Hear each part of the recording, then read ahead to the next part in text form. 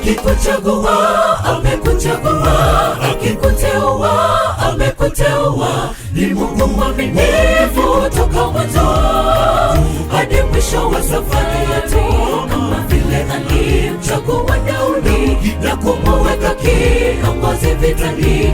Ukimuamini atakuwa nawe milele hata na milele.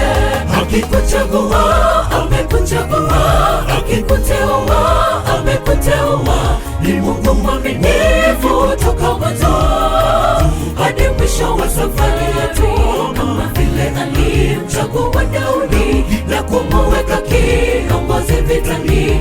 Ukimuamini atakuwa nawe milele hata na milele. Akikuchagua amekuchagua, akikuteua amekuteua.